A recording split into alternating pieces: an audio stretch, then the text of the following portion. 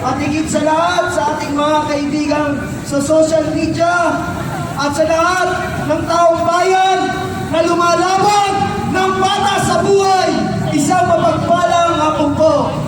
Mga minamahal kong kababayan, gusto ko lang ipabatid at ipaalala sa lahat na ang Pilipinas ay tinaguriang perlas ng silangan na kung saan tayo ay isa sa pinakamayaman na bansa. Ngunit ang ating sistema ng gobyerno na crisis na sinabis ko ang gumagawa, tayo ay napag-iiwanan na. Ang pera ng taong bayan na pinaghihirapan ng bawat isa, dugo at pawis na ating puhunan, ngayon ay nasa maleta na. Walang linaw ang mga flood control. Walang linaw ang mga nangyayari sa ating gobyerno.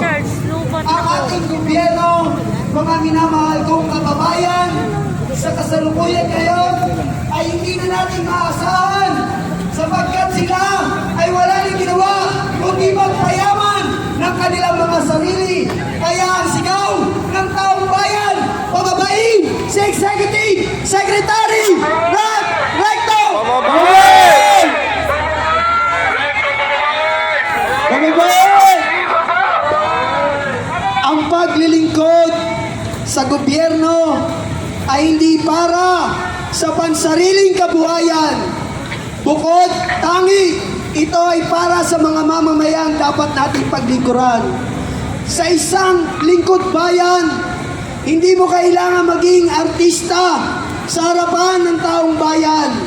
Kailangan lahat ay pinagbibigyan, lahat ay hinuhula, lalo higit ang mga mahihirap, sapagkat ito ay kailangan ng taong bayan.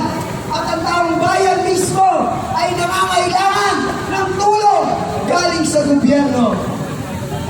Mga minamahal kong kababayan, saan man kayo sulok ng mundo naroon, ang panawagang ito ay hindi lamang panawagan ng unang distrito ng Batangas, kundi panawagan ng bawat mamamayan, ng bawat Pilipino, ng bawat manggagawa na umaasa na ang ating gobyerno ay meron pang pagbabago. Kaya ang sigaw ng taong bayan, Executive Secretary Rod Recto, bumaba ka na sa pwesto!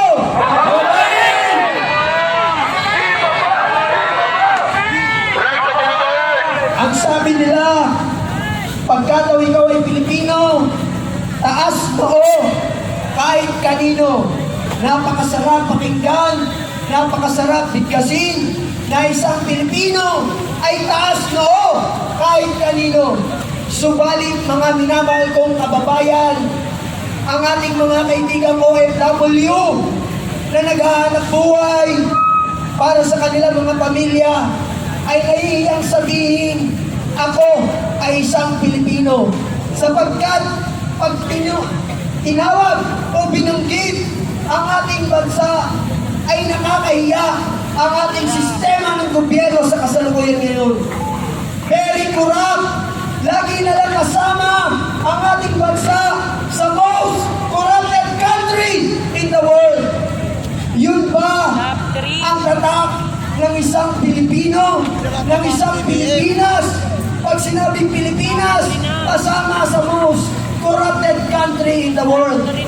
Minamahal kong kababayan, hindi kailangan ng taong bayan ng BAT.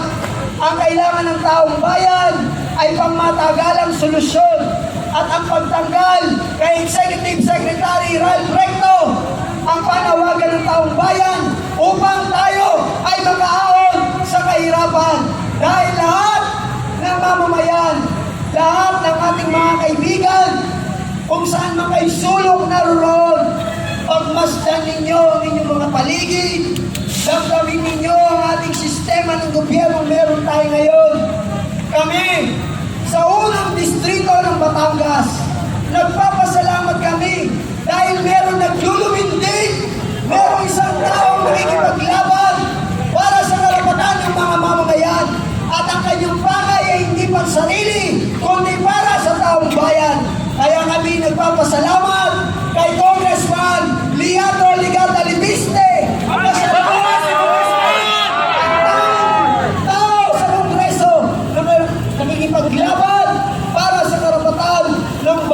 mamamayan. Mabuhay ang mga Batanggenyo! Mabuhay!